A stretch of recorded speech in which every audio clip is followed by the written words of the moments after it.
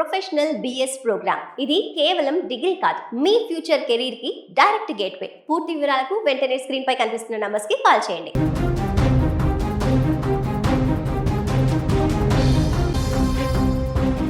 పశ్చిమాసియాలో Israel Iran మధ్య ఉద్రిక్తతలు మరొకసారి ఇప్పుడు తీవ్ర స్థాయికి చేరడంతో భారత ప్రభుత్వం అప్రమత్తమైంది.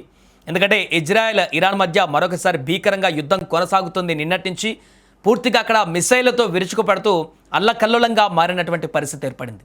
ఈ నేపథ్యంలో ఇరాన్కు ప్రయాణాలు మానుకోవాలని, ఇప్పటికే అక్కడ ఉన్నవారు కూడా భారతీయులు వెంటనే దేశం విడిచి వచ్చేయాలని పౌరులకు మరోసారి సూచించింది. ఈ మేరకు టెహరాన్లోని భారత రాయబార కార్యాలయం ఒక అధికారిక ప్రకటన కూడా విడుదల చేసింది. ఈ ప్రాంతంలోని తాజా పరిణామాల దృష్ట్యా ఇరాన్కు ఎలాంటి ప్రయాణాలు చేయవద్దని మా పాత సలహాను పునరుద్ఘాటిస్తున్నాం. ప్రస్తుత ఇరాన్లో ఉన్న భారత పౌరులు కూడా అందుబాటులో ఉన్న రవాణా మార్గాల ద్వారా దేశం విడిచి వెళ్లాలని సూచిస్తున్నామని ఎంబసీ తన ప్రకటనలో స్పష్టం చేసింది. ఇటీవల ఇజ్రాయెల్ ఇరాన్ మధ్య ప్రతిదాడులు పెరిగాయి.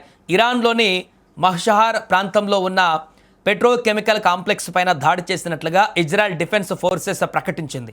మరోవైపు సోమవారం ఉదయం ఇజ్రాయెల్ పైన ఇరాన్ ప్రయోగించిన క్షిపణులన్నిటినీ విజయవంతంగా అడ్డుకున్నామంటూ ఐడిఎఫ్ తెలిపింది.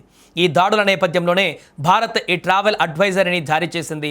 ఇజ్రాయెల్ గనక దక్షిణ లెబనాన్ పైన దాడులు కొనసాగిస్తే తీవ్ర పరిణామాలు ఉంటాయని, ఇజ్రాయెల్ దాని మద్దతుదారులపైన వినాశనకరమైనటువంటి దాడులు తప్పవని ఇరాన్ కమాండర్ అలీ అబ్దుల్లాహి హెచ్చరించారు. అమెరికా పచ్చజెండా ఊపడంతోనే ఇజ్రాయెల్ ఫాస్ఫరస్ బాంబుల వంటి నిషేధిత ఆయుధాలను వాడుతూ యుద్ధ నేరాలకు పాల్పడుతుందంటూ ఆయన ఆరోపించారు. ఫిబ్రవరి 28న అమెరికా ఇజ్రాయెల్ దాడుల్లో Iran supreme leader Ayatollah Ali Khamenei ఇతర సైనిక ఉన్నతాధికారులు మరణించడంతో ఈ ఉద్రిక్తతలు మొదలయ్యాయి. దీనికి ప్రతీకారంగా ఇరాన్ పలుచోట్ల డ్రోన్లు, క్షిపణులతో దాడులు చేసింది. ఏప్రిల్ 8న కాల్పుల విరమణ ఒప్పందం అమల్లోకి వచ్చినప్పటికీ ఉద్రిక్తతలు మాత్రం కొనసాగుతూనే ఉన్నాయి.